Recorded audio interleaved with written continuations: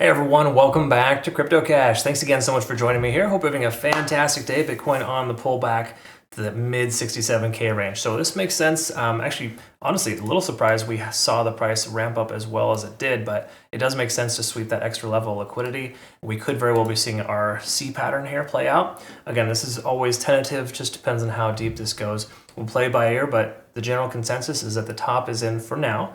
I know people get kind of upset when I say that, but it's just tentative, right? It's not permanent. So let's not get too passionate about the the old charts there. So let's talk about the big picture here on the back end, kind of go from there. And if you're new to the channel, I want to say thanks so much for joining me here. If you've been watching for a long time, even a short time, I deeply appreciate it. I also appreciate when you hit the like button, maybe even comment below, let me know your thoughts.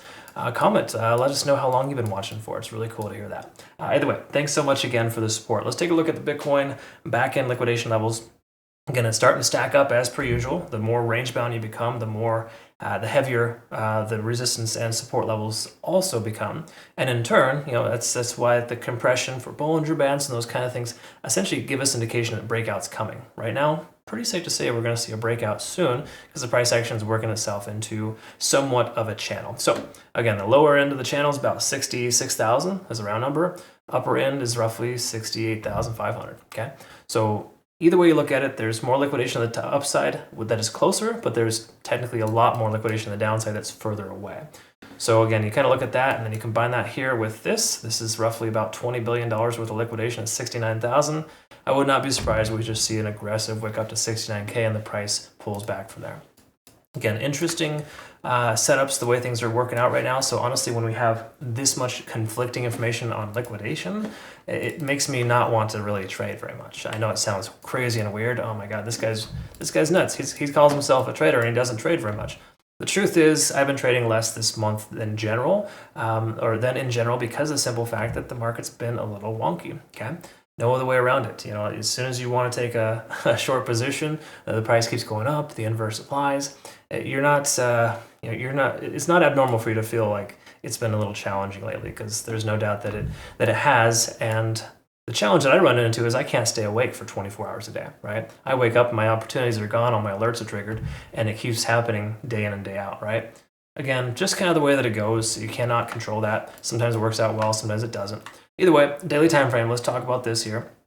We're looking good. There's no other way around it. Just a quick update from earlier today. Nothing much has changed. We're maintaining above the 50-day SMA, which is at 63,600. So honestly, if the price ends up pulling back to the 63K range, we'll probably be in good shape here, because we may even see the price bounce off that golden pocket and continue further up. Okay.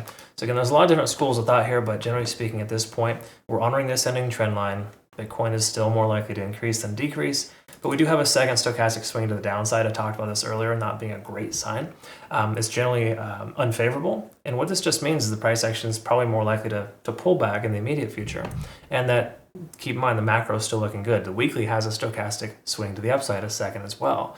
So I think the overall trend is still good, right? We're still moving up, but the tentative trend right now is likely to pull back and retrace to some of these smaller fib levels. And again, I've highlighted that a few times on my TikTok, Telegram, Twitter, Discord, but just kind of reaffirm it here. We'll talk about those fib levels in a moment. We're at 70 on the RSI, or just rejected off that range. Money flow index is high. Those are still generally favorable signs, just kind of letting us know the tentative top is in for the moment. All right, now fib levels, major fib levels, just so you know, I'm going to speak in round numbers here, is 65,000. That's the 0.618, and 62.6 is the secondary to that. Those are two probabilities if the price pulls back and doesn't slow down. Okay, again, just kind of throwing it out there. Those are larger fib levels based on previous retracement, which is essentially our more recent high at 72K to our more recent low at 53,000. I got smaller fib levels pulled up as well for the hourly and the 4-hour time frame, but just know those are kind of larger ones. We're still above all moving averages here, so if we kind of zoom in just so you can kind of see better. Sorry, I was zoomed out. We're over the 20-day SMA, the 50s kind of running concurrent with the ascending trend line. Those are generally favorable. We can also see MACD kind of diverging still here as well with a little bit of an FU, and then we can also see the pullback here for RSI still over 50. Those are all favorable signs though. The only thing I don't love is money flow index is lower than the RSI, but that's really common when a price pulls back like it is. It's actually good in a way because it gives us more selling pressure and implies also that there's a decent amount of buying too. Anyways, it's hard to kind of just see on the charts, but that's exactly what's going on the back end. If we do look at the 1 hour time frame, we can recognize as well that we're also over the cloud, but the lagging span is now free and clear of the price action of the downside. The conversion line is below the baseline, and we're generally, these are 2 out of 3 reasons to take profit on a long position if you have one, and basically 2 out of 3 reasons to consider a short if you haven't, if you don't have one open. Again, simply just letting us know that momentum has shifted and that we probably want to secure profits that we haven't already. We are above the cloud tentatively, but that's at $67,000 mark. Again, you look at the daily time frame, you zoom out here, you look at the point of control. What do you know? 67,000, clear as day, just hanging out right there. Okay, so that's our tentative support level for the moment, right? Closing below that could imply further downside. Staying above is just generally positive. Okay, so again, the overall sentiment here is that we're still in good shape. Macro is still looking favorable, but we do got to recognize the elephant in the room that the smaller time frames are identifying these shifts in momentum, and that there's a strong probability the price could pull back here soon. Once more, the longer we maintain this range, the more likely we are to see the price leg up. And once more, this is significant motivation here at 69,000 with roughly $20+ billion in liquidation.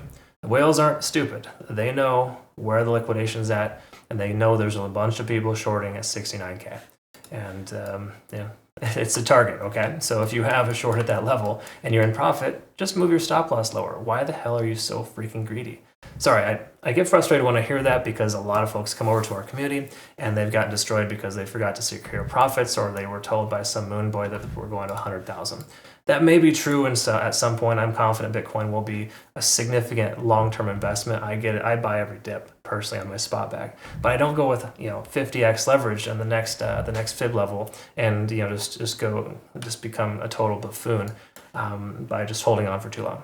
Anyways, conversation for another day. Do not trade more than 10x leverage on Bitcoin or more than 5x leverage on short or altcoins. You're going to probably find a lot more consistency with your trading. It's all available here too, by the way. Once again, to my current community members, make sure you enable trade alerts here. You can enable a lot of different channels that I've added. Make sure you check that out. And I've also got live charts here as well in case you want to kind of follow along with the charts that I share. Okay, so it's all available for you there. I update those weekly. It's more of a macro analysis. So folks, thanks so much for watching. I hope you learned something today. If you want to become a better trader, again, CryptoCache.tech is a site. Make sure you read through my signals guide and once more the university. If you want to become a more consistent trader with a really awesome exchange too, no KYC or VPN required, link down below for BitUnix. They're awesome. Thanks again, folks. I look forward to working with you. We have a great rest of the day. Thanks again for your time. We'll see you.